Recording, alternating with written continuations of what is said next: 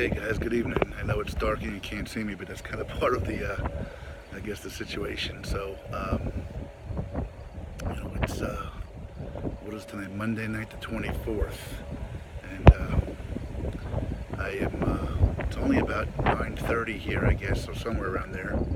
Maybe a little after in Mountain Time Zone. I guess my body still feels like it's, in the Eastern Time Zone. It just feels like it's midnight. It's crazy. The winds are picking up here, and what is interesting is the clear air out here. I just keep getting taken in by the natural environment out here. Not humid at all. I'm looking up at the moon right now. You can't see me looking up, but the moon is bright as could be. I took a picture, but it doesn't do it justice. I don't know why on the cameras, why it almost looks like a big flashlight lighting up, and the moon is so crystal clear. But I don't have much more of a message to send tonight. Sometimes with these videos that I do, I try to convey a message, like I did a little bit earlier about a documentary I saw that was just at times painful to watch, at times mind-blowing, at times I don't know, a lot of things. But I thought tonight I would kind of give you, kind of some insight into what it's like to be out here on this journey, because honestly I didn't know what I was getting into. I've never been to the Southwest, and you can plan all you want, and I've gotten some great advice from some folks, but I'll kind of give you a kind of an update of one of the things I'm kind of struggling with a little bit tonight. First of all, let's just talk about weather. The wind's kicking up, and here's something that we all kind of take for granted back home. But it's about 9:30, and I'm not anywhere near a quick mini mart. Quite honestly, I'm hungry, and I don't know if I had dinner. I'm not starving. It's not like I haven't eaten all day, and I've even got some stuff to eat in terms of beef jerky and things like that if I want to, but I know I need to keep that for meals when I'm out here. One of the things we take for granted back east, any big city, any big town, there's a McDonald's or a Taco Bell or a mini mart or a closet or a pantry or something you can just go reach over and get a piece of fruit or some crackers or a pint of Ben & Jerry's ice cream or whatever. And I guess it's one of those things tonight. It's only 9:30, and I feel like going in and grabbing something, and there's nowhere to go grab anything. So, for the first time, maybe not the first time, but not very often on this trip have I found myself kind of really hungry. There's been a couple times when I've had long walks out there, and I found myself a little hungry. So that's the first thing. The second thing, though, and this is probably a little bit more eye-opening to what the challenge I've got out here. Is the wind is really kicking up. And again, I'm not complaining. I'm just kind of sharing with you the mindset of, hey, what is Jim doing out there in the middle of the dark at 10 o'clock at night? Luckily he's got technology with him. So if you go to your phone and look at that little weather app, and you click in the towns of Tucumcari, Albuquerque, Santa Fe, where I was looking to head up to Madrid or up that way anyway, if I could somehow find a way. I don't know what this journey is going to unfold. Right now, I don't think I can get up north because I didn't get the days ahead like I wanted to, because I had to stay here for this package, which I haven't turned on yet. I got to figure that out tomorrow. But anyway, even in Albuquerque, for example, there's going to be a day later this week where it's like a high of 74 degrees, and at night there it gets in the low 50s. If you go up towards Santa Fe, which I guess is towards the mountains, that's like low 40s at nighttime. Well, yes, I have a sleeping bag, but one of the reasons why I bypassed the Lincoln Highway, my original route was to go through the Rockies and Salt Lake City around October, which we're almost in. I want to be really cold, particularly cold out there.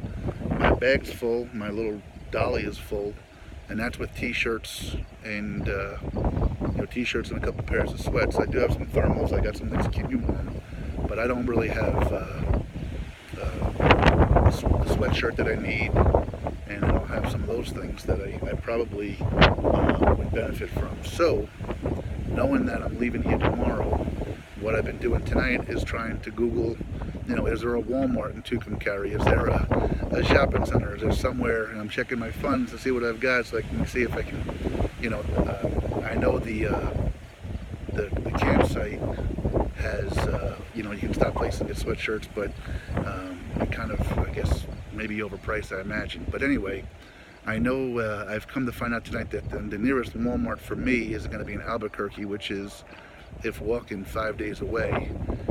I do know there's a Dollar General and a dollar store in town. A lot of times they have some cheap old stuff, and that's all I really need. I just need a couple of layers to keep me warm and maybe a knit hat or something like that. But like I said, it's not going to be snowbound, and it doesn't stay that way all day. It's not like I'm going to be walking through. It gets back up to 85. It's going to be in the 80s all weekend.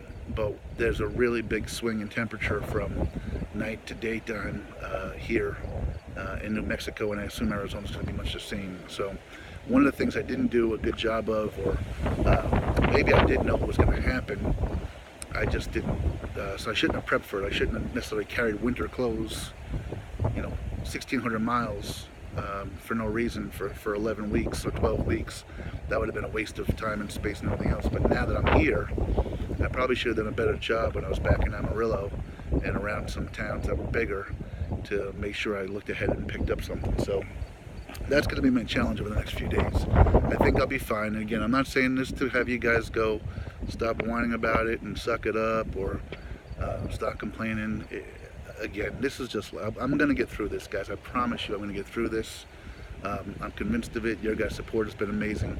All I'm trying to do is just let you get, inside while you're sitting home tomorrow morning and watching this video, because on the East Coast, I guess it's almost midnight,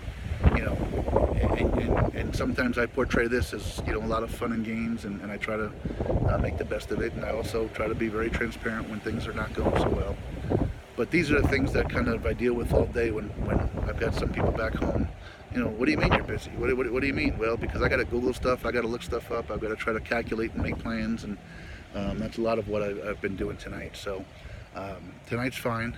I'll be okay, and as I said, tomorrow I'll make sure to get myself a sweatshirt. If I got to buy one here at the campground, I will. But that's just one of those things that I guess I knew was going to happen, and I had planned for it in the sense that I guess I didn't plan for it. I knew it would happen, but yet I probably had that critical time to pick something up to make sure I was warm enough. I didn't do that, so I will do it, and I'll be fine.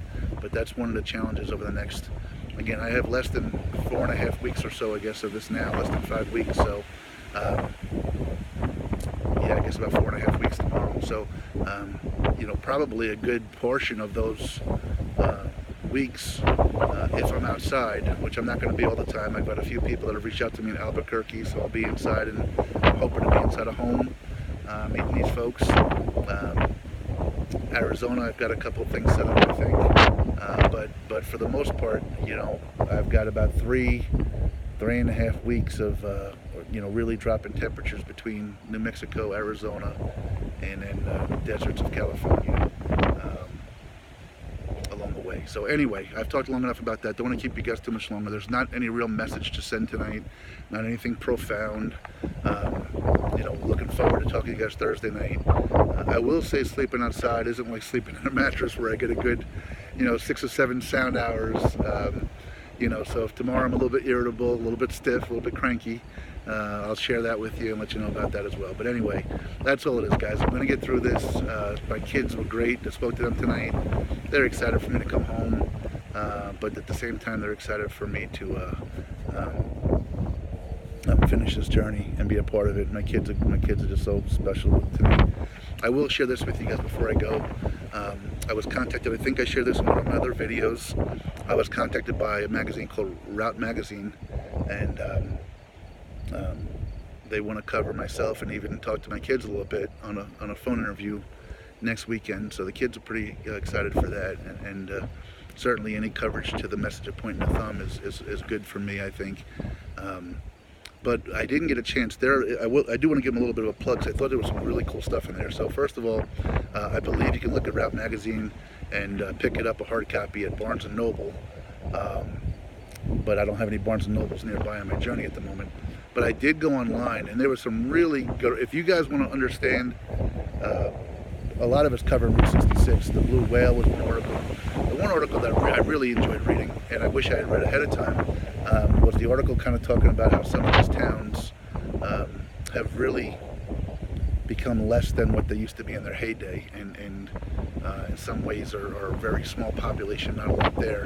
And the reason I say that is when I was plotting out this journey, just like I even still do with the, I see towns and I look on the map and say, well, the town close to 35 miles, that's the town I'm going to. But sometimes these towns, there's not much anything in. A few nights back, I stayed in a town outside called Allen Reed, and as I was walking up to it, I kept hearing about this travel center, the Allen Reed Travel Center. It's where I met, I forgot the officer's name, I apologize, and where I met David Crockett. They run the post office / collectible / mini mart / motel. That's the travel center, but it was closed at 8 o'clock at night when I got there. This was covered, so it would have been really helpful and informational. But there were some great articles in there that really talk about Route 66 in particular, but some other travel issues as well. So if you get a chance, you look them up online, Route Magazine. If you head to Barnes & Noble, take a look at it. I think they want to talk to me for the December issue, so that might be a nice thing as well. Again, more coverage, which we'll talk about Thursday night as well. So anyway, I love you guys. Just wanted to kind of let you get a piece of what am I going through, what's it like out here. I try to share some of it with you when I'm walking during the daytime. Sometimes I try to hopefully not bore you to death, so some days I just walk and don't post a whole lot.